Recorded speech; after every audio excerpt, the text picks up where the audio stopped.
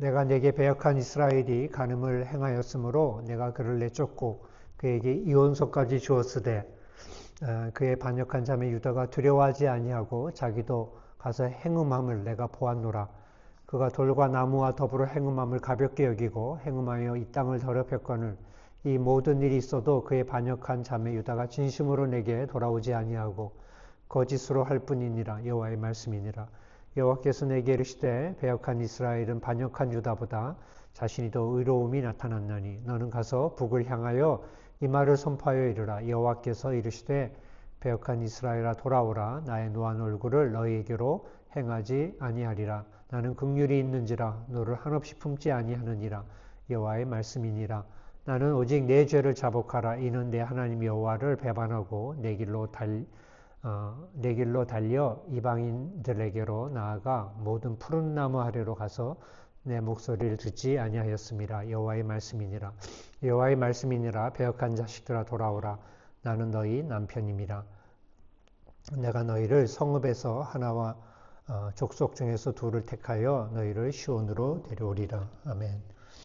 오늘 이 본문의 말씀을 가지고 나는 너희의 남편이니라 라는 제목으로 하나님 말씀을 나누도록 하겠습니다.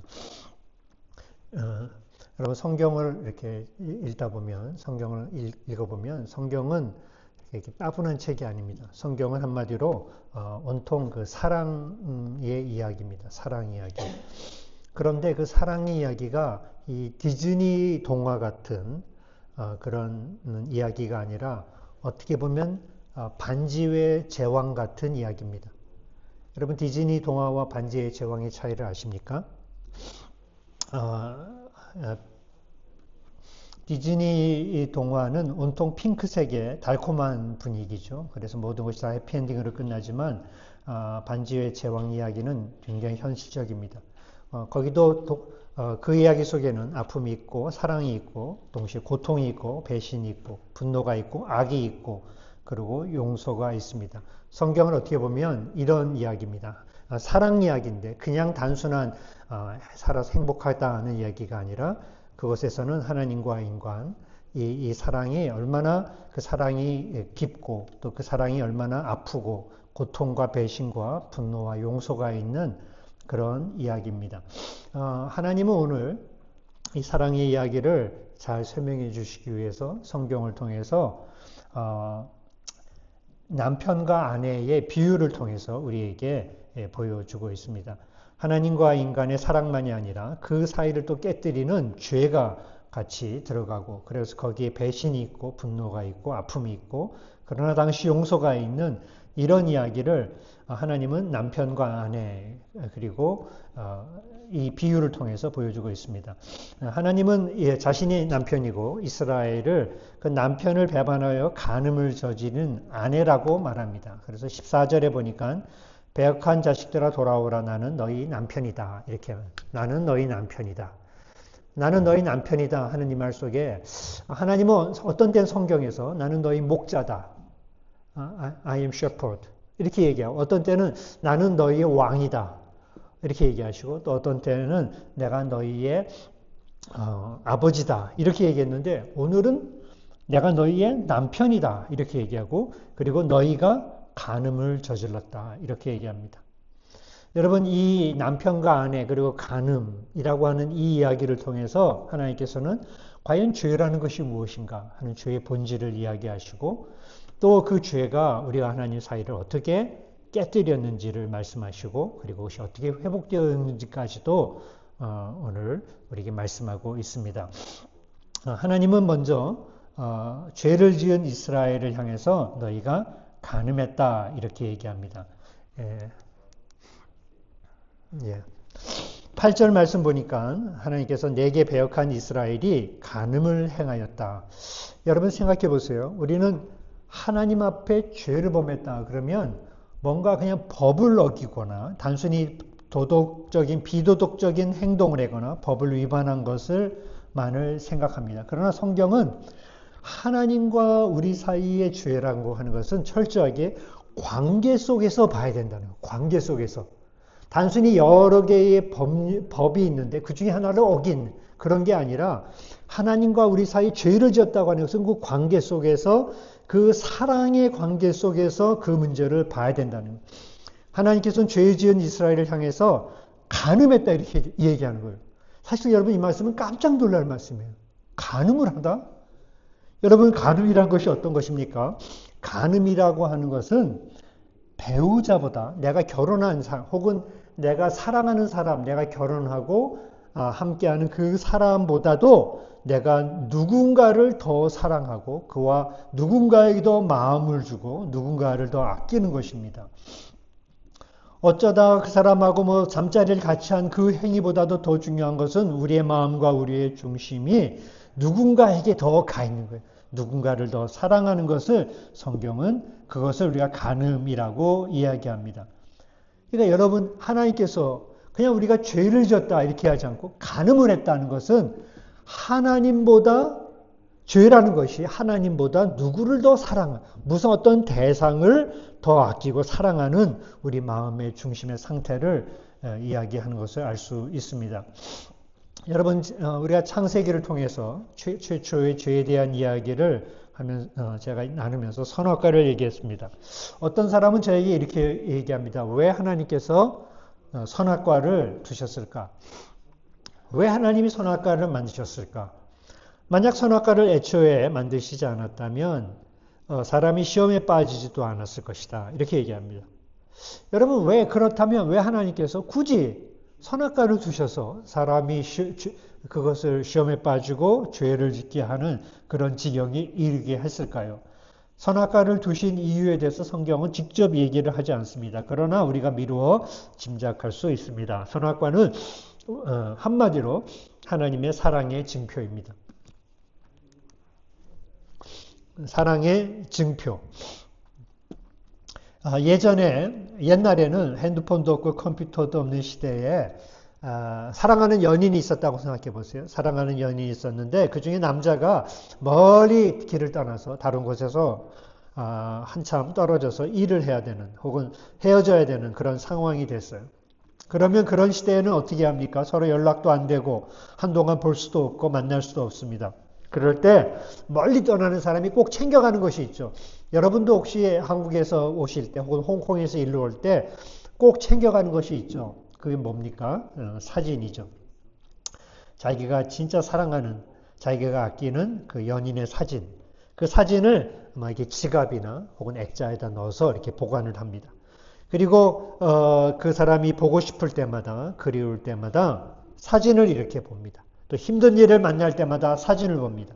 그 사진을 보면서 내가 그 사람을 얼마나 사랑했는지, 또 그 사람이 나를 얼마나 사랑했는지를 이렇게 기억하면서 다시 새로운 힘을 얻습니다.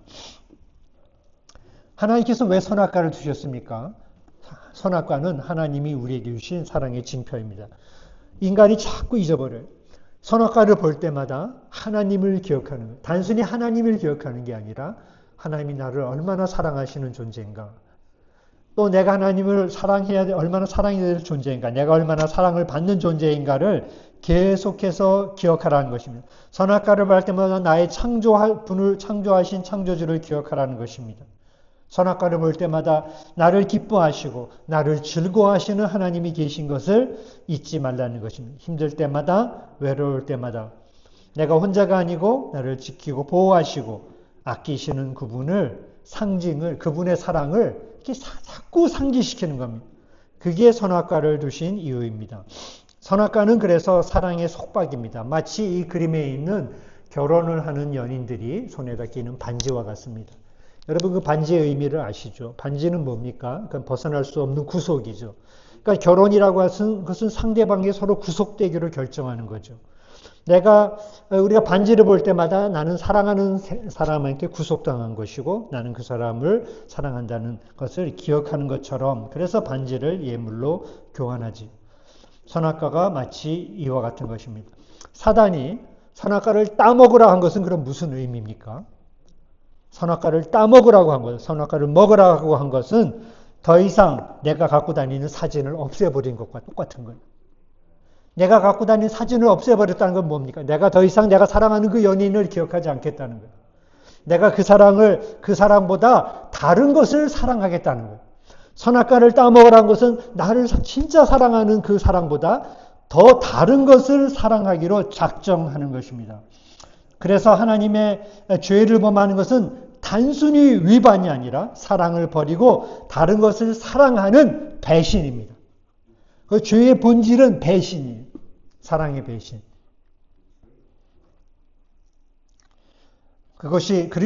그래서 성경은 죄는 바로 이 우상으로 다른 것을 하나님의 사랑을 배신하고 다른 것을 더 사랑하는 것이다 라고 이야기합니다. 오늘날 예수님에게 한 그 율법사가 찾아왔습니다. 율법을 잘 아는 사람이죠. 학자죠. 율법학자. 그는 예수님을 시험하기 위해서 이런 질문을 합니다. 어느 계명이 가장 큽니까? 율법 중에 어느 계명이 가장 큽니까? 여러분 구약 성경에 보면 많은 그 율법이 있는데 특별히 모세가 이스라엘 백성에게 준 모세의 오경에 보면은 그 분류학에 따라 천차만별이 될 수 있지만 유대 전승에 따르면 그 구약 성경 중에서 모세의 오경에는 613개의 계명이 있다고 합니다. 이를 최초로 분류한 사람은 중세시대 때 유명한 랍비인데 이 사람이 이 모세의 오경을 잘 읽으면서 분류를 했어요. 613개를. 근데 어떻게 분류했냐면은 그 율법 중에서는 하라 하는 것이 248개. 그리고 하지 말라 하는 것이 365개. 그래서 합쳐서 613개라는 거예요. 그러니까 하라는 게 248. 근데 그 사람 얘기가 사람의 몸을 이렇게 보면 사람의 몸을 이루고 있는 그 부분들을 248개라고 나눌 수 있고요. 그리고 365는 1년을 뜻하는 365일이죠. 1년을 뜻하는 거예요. 그러니까 1년 내내 우리의 온몸을 다해서 하라와 하지 말라 이것을 지키는 것이 율법이다 이렇게 얘기합니다. 그런데 그 중에서 무엇이 가장 위대한 계명이야? Greatest Commandment. 가장 위대한 계명이 무엇인가? 이렇게 질문을 했습니다. 그때 예수님께서는 딱 잘라서 이렇게 얘기했습니다. 마태복음 22장 36절 율법 중에 어느 계명이 크니까? 예수께서 이르시되 내 마음을 다하고 목숨을 다하고 뜻을 다하여 주 너의 하나님을 사랑하라 하셨으니 이것이 크고 첫째 되는 계명이요. 여러분 이 말씀을 우리가 너무 잘 알기 때문에 익숙하게 여기지만 한번 생각해 보세요. 이것이 greatest 계명, greatest commandment, 가장 위대한, 가장 우선되는, 가장 중요한 계명이다. 뒤집어 얘기하면 가장 큰 죄인이 어떤 죄인이냐? 살인죄도 아니고 간음도 아니고 도둑질도 아니고 욕하는 것들. 가장 악하고 심각한 죄인이 뭐냐 하면 하나님을 사랑하지 않는 거예요. 다른 말로 하면 하나님보다 다른 것을 내 마음속에 더 사랑하는 거예요. 그게 제일 무거운 죄예요. 종교개혁가 마틴 루터가 십계명 주석을 쓰면서 이렇게 말했습니다. 십계명의 모든 계명이 다 중요하다. 그렇지만 만약 첫 번째 계명인 나 외에 다른 신을 섬기지 말라 하는 것을 지키지 못한다면 다른 계명은 아무 의미가 없다. 뒤집어 얘기하면 이 첫 번째 계명이 다른 계명 외에 있는 가장 중요한 계명이다. 계명 중에 계명, 그것이 첫 번째 계명. 그러니까 십계명이 10가지 계명인데 첫 번째 계명, 나 외에 다른 신을 섬기지 말라. 하나님만을 사랑하라는 이 계명을 지키지 않는다면 나머지 9가지 계명을 아무리 지켜도 그것은 소용이 없다는 거예요. 무슨 말이면 거짓말하지 말라. 부모에게 잘해라. 이웃 것을 훔치지 말라. 이런 것을 잘해. 아주 잘해. 그렇지만 마음속에 하나님보다 만약 다른 것을 사랑한다면 그것은 심각한 죄를 범하고 있는. 다시 결혼의 관계로 비유로 돌아와 생각해 봅시다. 여러분이 결혼해서 여러분 남편이 있고 부인이 있어요. 근데 여러분의 배우자가 여러분에게 잘해. 아주 잘해. 아주 친절하게 해줘. 우리 교회 친구들 중에서도 그런 남편이 있어. 제가 알아요. 밥도 해줘요. 설거지도 해줘요. 집안일도 다 해요. 심지어 돈도 벌어줘요. 아주 훌륭한 남편이 있어. 근데 그 남편이 딱 한 가지만 부족해. 뭐냐면 다른 여자를 더 좋아해. 그렇다면 여러분이 그 남편을 용납할 수 있어요? 여러분이 그런 배우자를 받아들일 수 있어요? 아주 친절하고 아주 설거지도 하고 밥도 해주고 뭐 돈도 벌어다 주는데 다른 여자를 더 사랑해. 다른 남자를 더 사랑해. 그런 배우자를 용납할 수 있겠느냐고. 여러분이 교회를 나와 주일 예배에 참석해요. 헌금을 드려요. 집에서 성경을 읽고 기도를 해. 또 뭐 남에게 봉사를 해. 사람들에게 친절해. 선행을 해. 구제를 해. 그러나 여러분의 마음속에 만약 하나님보다 여러분이 더 사랑하는 어떤 것이 있다면 마치 조금 전에 그 남편과 같은 모습이라는 거예요. 그래서 하나님은 오늘 죄를 범하는 이스라엘 백성을 향해서 그 죄지었다 이렇게 얘기하지 않고 네가 간음했다.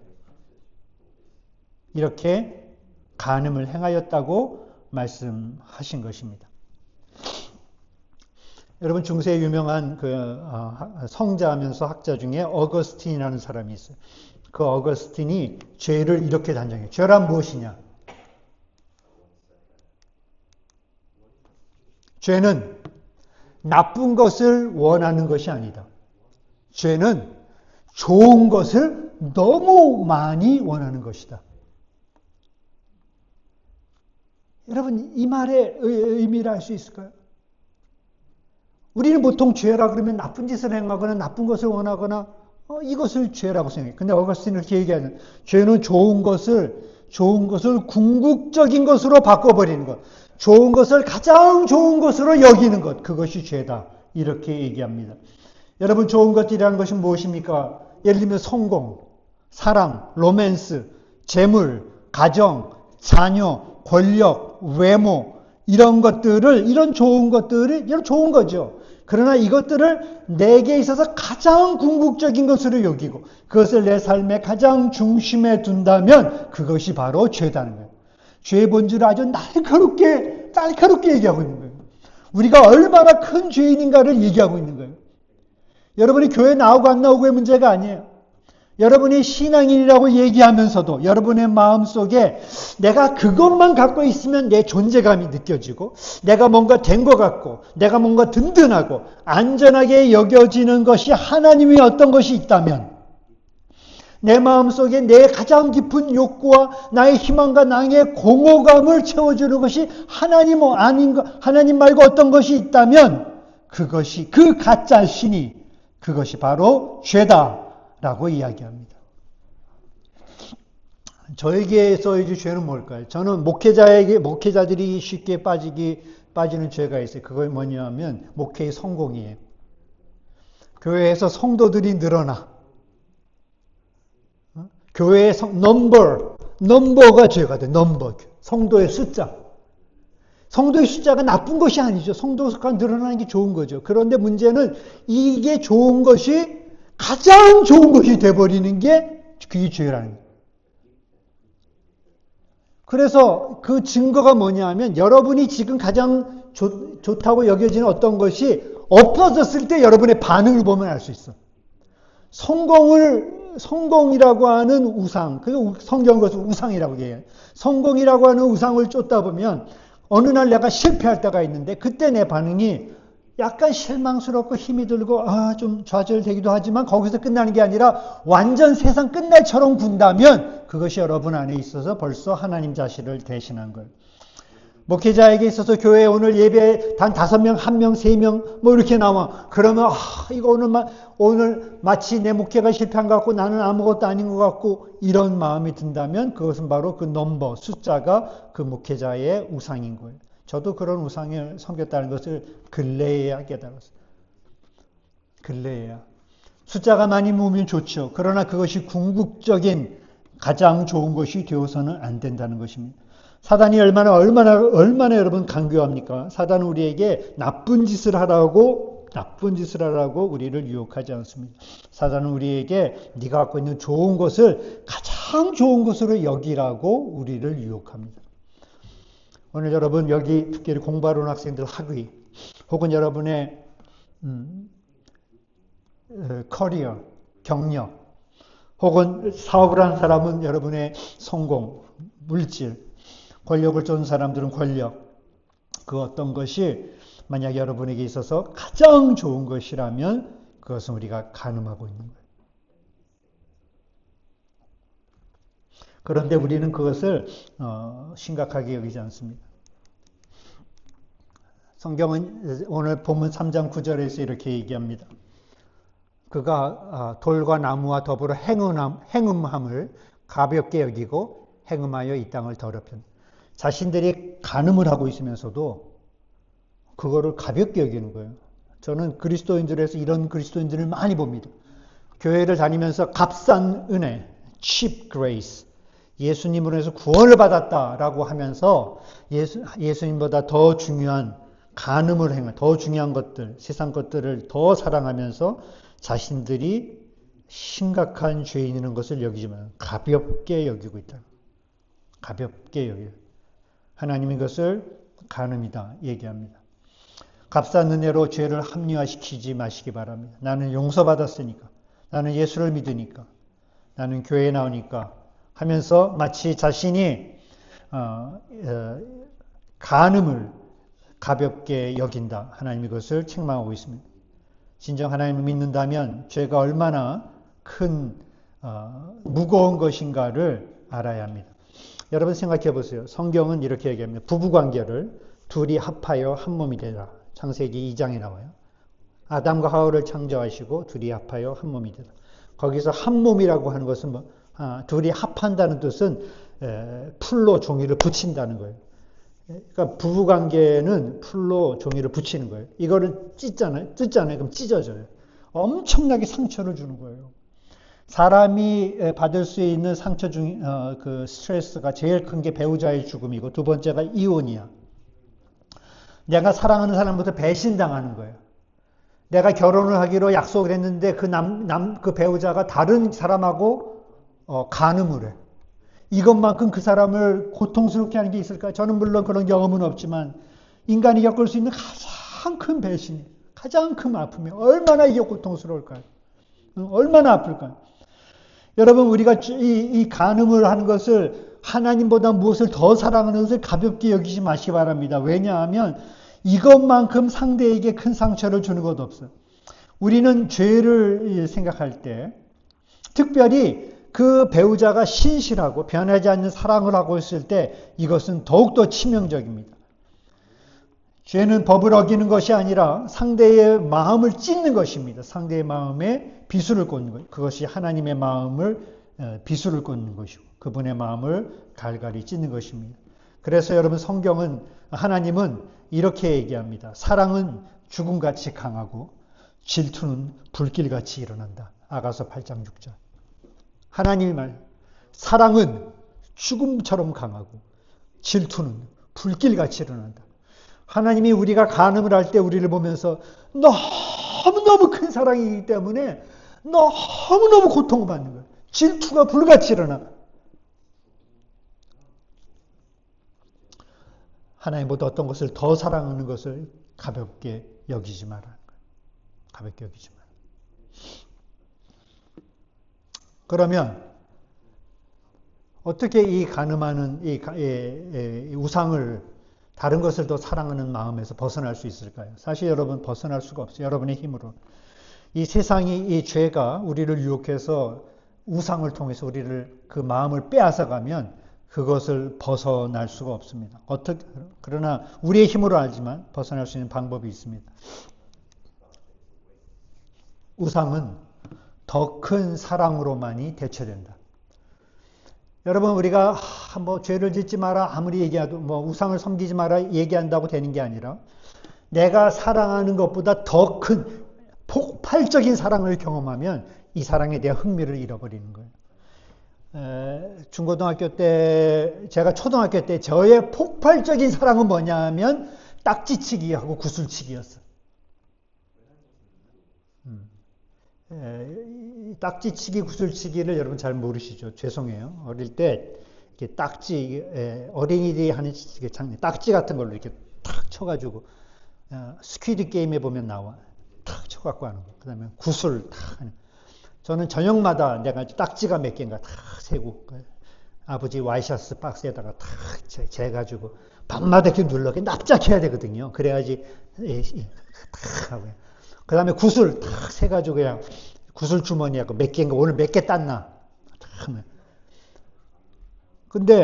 그래서 그 사랑이 형 불꽃 같았어. 근데 중학교 들어가니까 오락실이 생긴 거야. 이거 설교 원고에 없어. 미안해요. 오락실이 생겼어. 그래갖고 오락실에 가니까 갤럭시라는 게임이 생긴 거예요. 여러분 갤럭시라는 게임 알아요? 이 나쁜 외계인이 쳐들어오면은 이 우주선을 막 이렇게 움직여갖고 막 슈팅해가지고 떨어뜨리는 게임이야. 그게 얼마나 재밌는지. 그 게임에 사랑에 빠지니까 딱지는 쳐다보지도 않아. 딱지 쳐다보지도 않아. 제가 얼마나 그걸 열심히 했냐 하면은 나중에 그 오락실 사장님이 100원 주면서 너 딴 데 가서 하라 그랬어. 왜? 하도 잘해가지고 한 번 앉으면 끝이 안 나. 게임 막 50판까지 막 가. 그 정도로 막 그 게임을 사랑했어. 그러다가 어느 날 고등학교 들어가갖고 제가 남녀공학을 다녔거든요. 드디어 1학년 8반에 제가 이상형에 그리던 여학생을 버스에서 딱 만났어. 이야, 그때 교복 입었잖아요. 다 교복 입고. 흰 교복을 입은 여학생이 얼마나 이쁘게 생겼든지 더 이상 갤럭시는 눈에도 안 들어와. 이제는 그 사랑에 그 여학생이 사랑에 빠져갖고 그 여학생이랑 같은 버스를 타려고 얼마나 노력을 했는지 몰라. 우상은 더 큰 사랑만으로 대체된다. 여러분 마음에 지금 여러분 우상이 있어요. 여러분 자녀일 수, 가족, 돈, 커리어, 아까 말한 보이는 돌에 이런 데다 절하는 아주 좋은 것. 그렇지만 그것이 어느 순간 여러분이 가장 좋은 것으로 만들어버린 그것. 이거 어떻게 대체하느냐. 근데 이 우상은 결국 우리를 파괴합니다. 우리를 죽입니다. 어떻게 하느냐. 땅에 쓰신 글씨. 요한복음 8장에 보니까 간음하다 잡혀온 여인의 이야기가 나옵니다. 이 여자도 간음을 했네. 여인을 끌고 온 바리새인들이 예수님에게 이렇게 묻습니다. 이 여자가 간음하다가 현장에서 잡혔나이다. 모세는 율법에 돌로 치라고 명했는데 선생은 어떻게 하겠나이까? 예수님은 몸을 굽혀서 손가락으로 땅에 무엇을 한참 쓰시다가 이렇게 말합니다. 죄 없는 자가 먼저 돌로 쳐라. 그러자 사람들이 다 흩어지고 여인에게 나도 너를 정죄하지 않는다. 다시는 죄를 짓지 말라. 이렇게 말합니다. 사람들은 이렇게 예수님이 땅에다 무엇을 쓰셨을까? 특히 성경에 보니까 성경에 보면 예수께서 마지막 6절 몸을 굽히사 손가락으로 땅에 쓰셨다. 손가락으로 무엇을 쓰셨을까? 성경에 나와 있지 않으니까 짐작할 수밖에 없지만 제가 생각하기에 이렇습니다. 성경에 하나님께서 신이 손가락으로 뭔가를 쓴 것은 딱 2번 나옵니다. 한 번은 구약에 나오고 한 번은 신약의 이 장면이에요. 구약에서 딱 한 번 신이 하나님께서 손가락으로 썼다고 하는 것이 어디에 나오냐면 죄송해요. 출애굽기 31장 18절에 나옵니다. 여호와께서 시내산 위에 모세에게 이르시되 증거판 2를 모세에게 주시니 이는 돌판이요 하나님이 친히 쓰신 것이라. 모세에게 주신 십계명 그것을 하나님께서 친히 손가락으로 쓰셔서 그것을 주셨다 이렇게 얘기합니다. 그렇다면 구약에 나오는 십계명 그 옛 계명이 하나님이 손가락으로 쓰신 것이라면 예수님께서 땅에서 쓰신 것은 무엇일까? 그것은 아마 새로운 계명이 아닐까. 새로운 계명이란 건 뭡니까?